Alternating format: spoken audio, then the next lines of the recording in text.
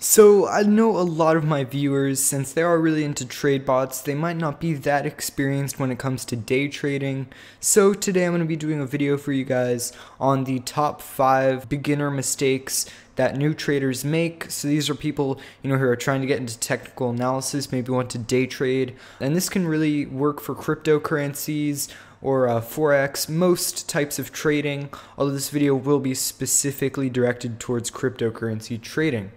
Anyways, let's get right into it. First off, let's just take a quick look at Bitcoin here. I do think we're going to see Bitcoin continue to go down. I think we're going to get some new lows here in the mid to short term. This bearish trend that we've been having is just almost impossible to break. I really truly think the only way we're going to break out of this is if we do see some really positive news from something.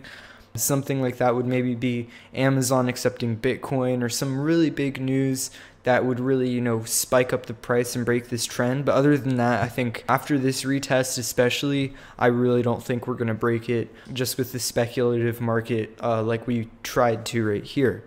Anyways, let's get into the top 5 most common mistakes for new traders. First off, it's going to be not using longer time frames. So this is something that I definitely did not do when I first got into trading. I would always look at certain charts maybe on 15-minute or 5-minute candles and try to identify patterns, try to make trades based on certain trends and on those really short periods. But the thing is, the shorter the period, the less accurate your indicators are, the less accurate a lot of the patterns tend to be. So if there's a head and shoulders on a 5-minute period, it's a lot less likely to actually make the move that it would normally do. And so just overall, whenever you're making a trade, or at least whenever you're looking at a coin, I highly recommend trading on longer periods. And especially if you're trading with a lot of money, you almost need to look at longer periods because it will take you a little bit longer to sell once you do decide to sell your position.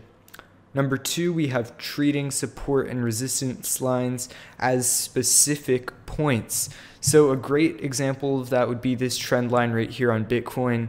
We did see it break right here where it broke the trend line. The thing is, a trend is really not a specific line.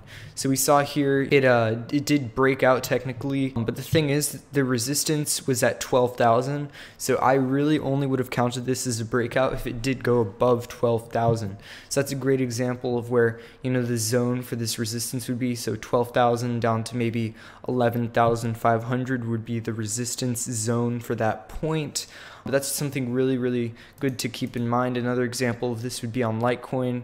Whenever we did end up breaking the long-term downtrend here, you do see that although it did have a little pump right there, the really big move did come a little bit after. So these are just, some things to think about whenever you're looking at long-term trends. And another thing right here where it did have a false breakout, you just want to make sure that you're checking all those support and resistances before determining that it really is a breakout.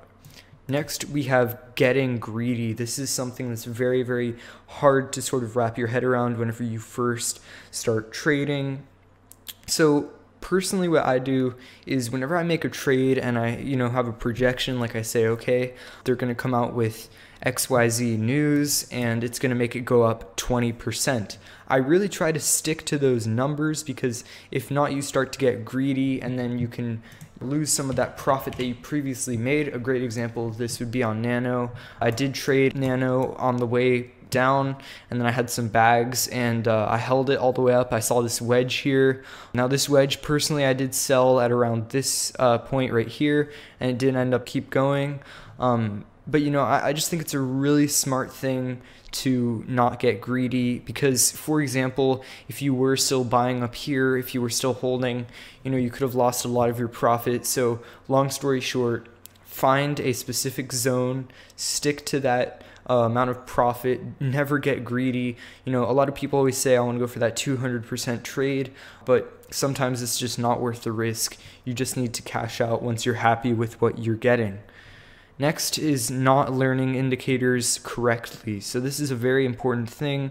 A very common thing that you might see on this is RSI, where you'll have someone on Twitter making like an arrow saying, okay, it's oversold, so now it's going to go up. You know, there are a lot of other things that a lot of indicators can tell you, a lot of different patterns, especially on RSI, but you can also see stock RSI patterns, different divergences, exit and entry signals, midpoint value crosses. There are a ton of different things that indicators can tell you, and it's very important to learn all of those in order to understand all the different circumstances that a certain indicator can be giving a signal. So a great example of this would be RSI once it hits the bottom. So obviously this would be considered oversold since it is down here, but as you can see, it started becoming oversold at this point on the chart right here, and then it kept going all the way down. So it's really important to realize, you know, how all of the indicators work, MACD2, and understand them in order to take full advantage of all the signals that they can give.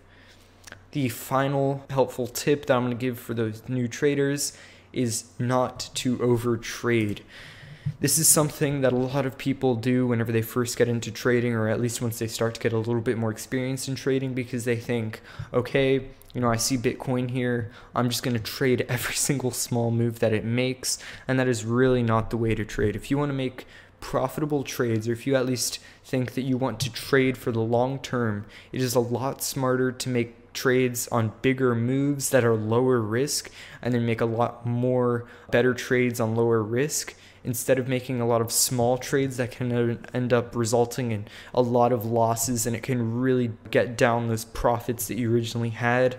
So don't overtrade. I would personally wait, you know, just 1 or 2 trades a week. If you can make 10% on 1 or 2 trades a week that you know like are 100% going to make that move, whether it's off of news, maybe, you know, Bitcoin's going to be oversold or something, or if you know something, if you see a pattern and you know it's going to play out a certain way, making 1 or 2 trades based on that is a lot smarter than making 50 trades in one day, because that, even though you might have made profit one day, it's going to be a lot riskier for every other time you do that.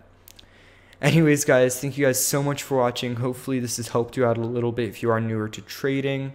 I'm going to leave some links in the description for other helpful tips on trading. Someone I really like is Crypto Cred. He has a free Telegram channel along with, you know, some blogs, whatever, that you can read, and he provides some really good information. There are also a lot of really good free PDFs online. Obviously, I always highly discourage purchasing a course on how to trade, as I think everything you can find online is 100% free. Anyways, guys, thank you guys so much for watching, and see you guys in the next video.